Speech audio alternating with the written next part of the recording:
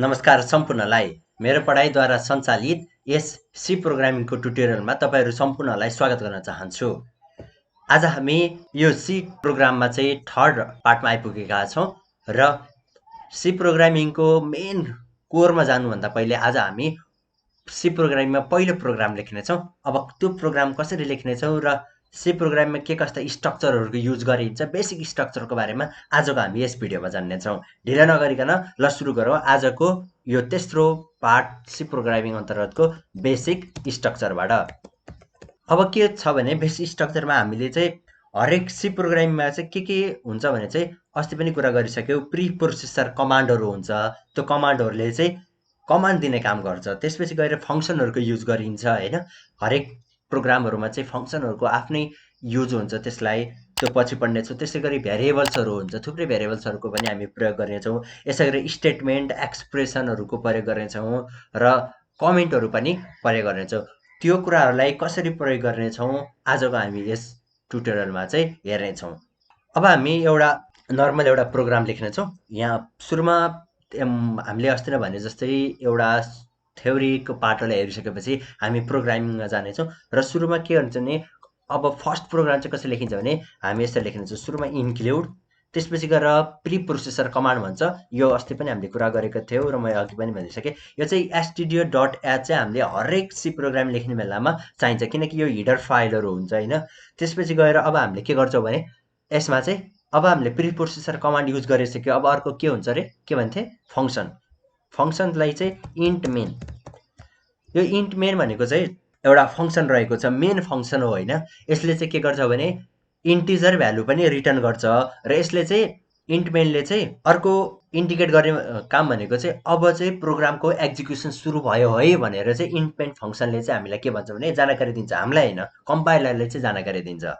र stdio.h चाहिँ के हो भने प्री प्रोसेसर कमान्ड हो, जसले चाहिँ कम्पाइलरलाई के भन्छ भने ल यो फाइल चाहिँ इन्क्लुड गर है, कम्पाइलरमा इन्क्लुड गर है एक्जिक्युसन गर्नुभन्दा पहिला भनेर चाहिँ इन्क्लुड stdio.h ले भन्छ।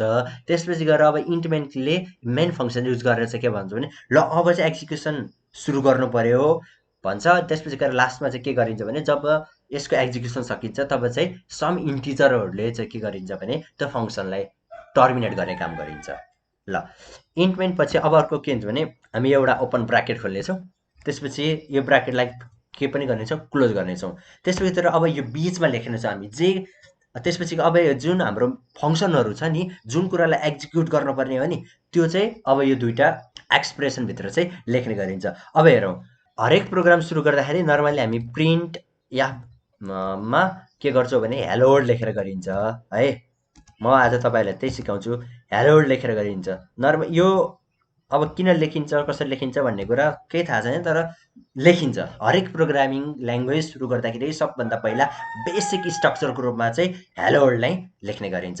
र अब हेरौँ, यहाँनिर चाहिँ प्रिन्ट एफले के गरिरहेको छ, हेलो वर्ल्डलाई चाहिँ लिगिरहेको छ भने चाहिँ हेलो वर्ल्ड एउटा स्टेटमेन्ट हो जुन चाहिँ प्रिन्ट गरिसकेपछि चाहिँ के गरिन्छ भने त्यो रन गरिसकेपछि डिस्प्लेमा देखिने, स्क्रिनमा देखिने भनेको नै हेलो वर्ल्ड टेक्स्ट हो। अब हामीलाई जुन कुराहरू चाहिरहेको छ, जुन कुरा डिस्प्ले गराउनु छ नि, त्यसलाई चाहिँ हामीले प्रिन्ट एफमा लेख्नुपर्छ र प्रिन्ट एफले पनि त्यही काम गर्छ कि कुरा हामीले लेखेको हुन्छ त्यसलाई चाहिँ डिस्प्ले गर्ने काम चाहिँ प्रिन्ट एफले गर्छ। त्यसपछि अब हाम्रो यो हेलो वर्ल्ड लेखेर सक्यो। अब यसले के गर्छ, अघि भने जस्तै हामीले जुन इन्ट मेन फङ्सनभित्र लेखेको कुरालाई कुनै पनि इन्टिजरहरूले चाहिँ के गर्नुपर्छ, रिटर्न गर्नुपर्ने हुन्छ। यो चाहिँ भुल्नु हुँदैन। र सी प्रोग्रामिङमा यो सेमिकोलनको प्रयोग हुन्छ। यो गरेन भने चाहिँ इररहरू देखाउँछ। त्यो हामी अहिले प्रोग्रामिङमा कोड लेख्दाखेरि हेर्नेछौँ होइन।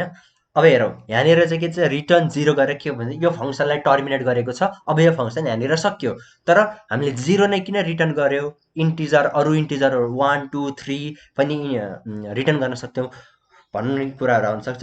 0 र 1 चाहिँ मेसिन लेभल ल्याङ्ग्वेजमा चाहिँ कम्प्युटरले मेसिनले बुझ्ने 0 र 1 मात्रै हो, त्यो बाहेक अरू बुझ्दैन। त्यसको लागि चाहिँ बाइनेरीमा अरू कुराहरूलाई चाहिँ बाइनेरीमा कन्भर्ट गरेर चाहिँ बुझ्ने गर्छ। त्यही भएर चाहिँ अब 0 र 1मा पनि के हुन्छ भने 0 स्ट्यान्डर्ड हो कि, जसले चाहिँ के भन्छ एउटा सक्सेसफुल एक्जिक्युसन भयो भनेर चाहिँ 0ले बताउँछ कि, त्यही भएर हामीले 0 रिटर्न गरेको हो। यति नै हो। अब यही कुरालाई चाहिँ हामीले कोडमा लेख्नेछौँ र त्यसको डिस्प्ले हेर्नेछौँ त्यसले कसरी गरिन्छ र तपाईँहरूलाई चाहिँ जस्तो कि अब यहाँ लेख्दाखेरि फर्स्ट प्रोग्रामिङ सिकिरहेको छ। अब यसमा चाहिँ के कमेन्टहरू गर्नु पऱ्यो र त्यो चाहिँ फङ्सनले चाहिँ जुन यो मेन फङ्सन रहेको छ नि त्यसले चाहिँ एक्जिक्युसन नगरोस् भनेर चाहिँ के गर्न सक्छ भने यसलाई चाहिँ यस्तो गरेर यहाँभित्र फर्स्ट कमेन्ट यसो गऱ्यो भने चाहिँ के हुन्छ भने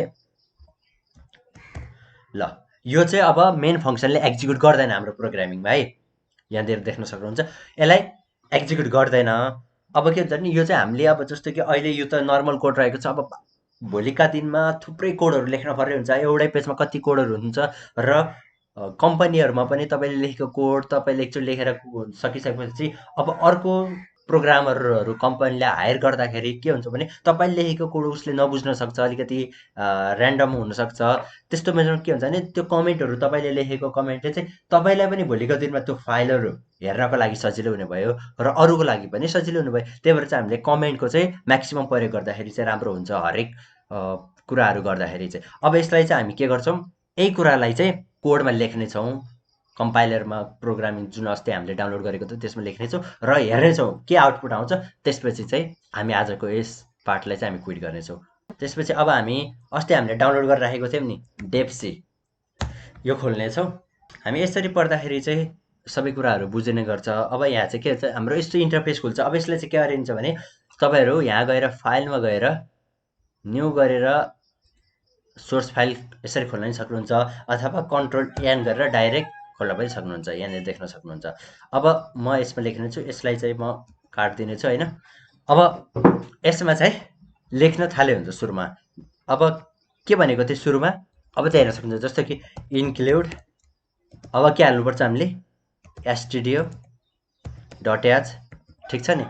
अब यो भइसकेपछि इन्क्लुड stdio.h गरेपछि अब हामीले के भन्छ प्रिप्रोसेसर कमान्ड हामीले दिइसक्यो। अब के गर्छ कम्पाइलरले चाहिँ थाहा पायो कि अब एक्जिक्युसन गर्ने हरेक फाइलमा चाहिँ यो इन्क्लुड गर्नुपर्छ भनेर चाहिँ कम्पाइलरले थाहा पाइसक्यो। अब हामी त्यसपछि के गरिन्छ, अब एक्जिक्युसन सुरु गरेको थाहा पाउनको लागि चाहिँ मेन फङ्सन युज गरिन्छ, त्यसलाई चाहिँ हामी इन फङ्सन भनिन्छ। जस्ट तर हामीले यसमा चाहिँ के पनि गर्न सक्छौँ भने चाहिँ भोइड मेन पनि लेख्न सक्छौँ है, भोइड मेन पनि लेख्न सक्छौँ। भोइड मेन गर्दा चाहिँ के हुन्छ भने इन्टिजर चाहिँ रिटर्न गर्दैन। त्यसपछि गएर इन्ट मेन हामी लेखिसकेपछि अब के गर्छौँ, अब एक्जिक्युसन सुरु गर्ने भनेर कम्पाइलरले थाहा पाइसक्यो।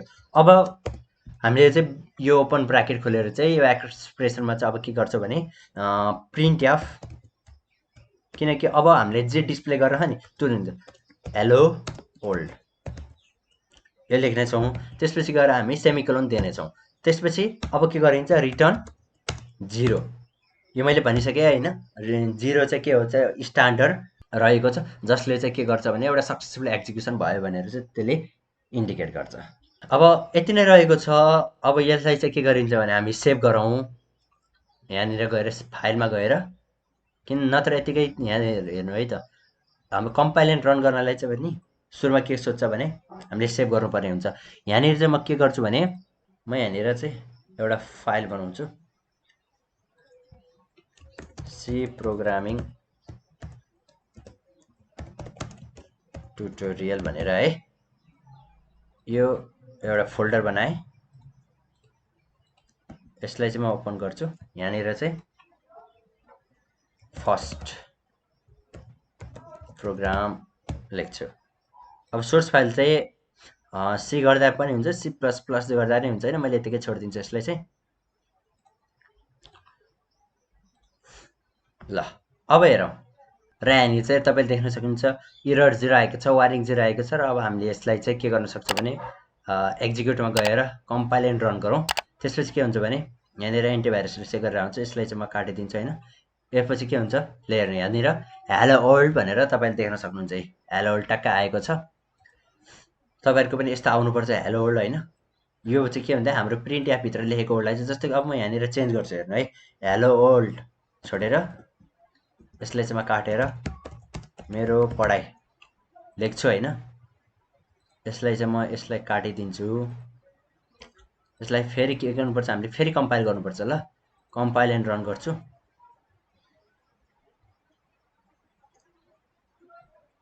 ल यहाँनिर मेरो पढाइ टक्क तपाईँले देख्न सक्नुहुन्छ। त्यसपछि त्यही भएर के हुन्छ भने अब प्रिन्ट एपभित्र चाहिँ हामीले जे जे लेख्छौँ नि अब त्यो चाहिँ सबै एक्जिक्युट हुन्छ। जस्तो कि अब यहाँनिर यो लेखेर सी प्रोग्रामिङ लेख्यो भने के आउनुपर्छ ल भने यसलाई चाहिँ सेभ गरे नि हुन्छ, नत्र यतिकै सिधै कम्पाइल गरे नि हुन्छ है।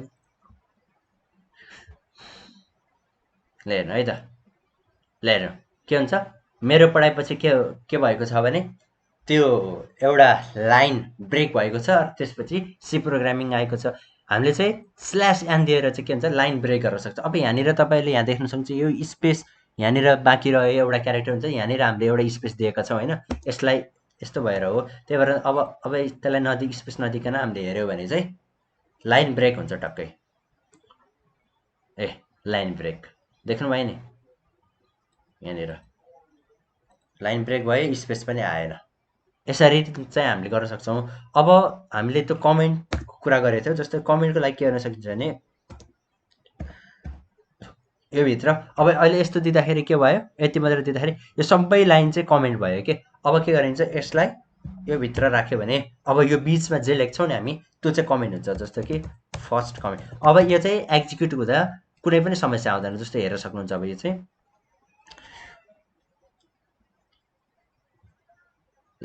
ल हेर्नु हामीले त्यो कमेन्ट राखेका छौँ तर यहाँ पनि कुनै समस्या आएको छैन।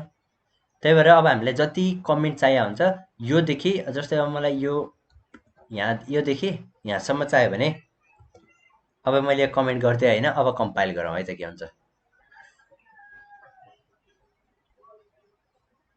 ल हेर्नुहोस् केही पनि छैन, यहाँनिर केही छैन नि त। हाम्रो जुन प्रिन्ट एपभित्र हुनुपर्ने थियो त्यो नै छैन, तर प्रोग्राम चाहिँ के भएको छ, रन भएको छ। त्यही भएर कमेन्टले चाहिँ के हुन्छ भने त्यो देखाउँदैन कि, यो एक्जिक्युट हुँदैन कमेन्ट।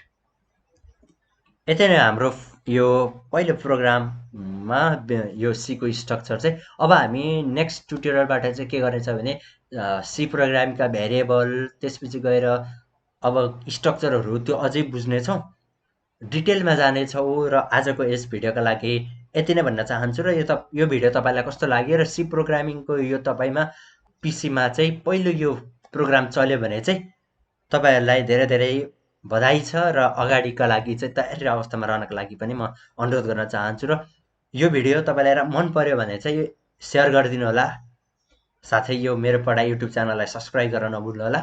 र अर्को भिडियो लिएर हामी छिट्टै आउनेछौँ। त्यतिन्जेलसम्मका लागि टेक केयर, बेस्ट विसेस।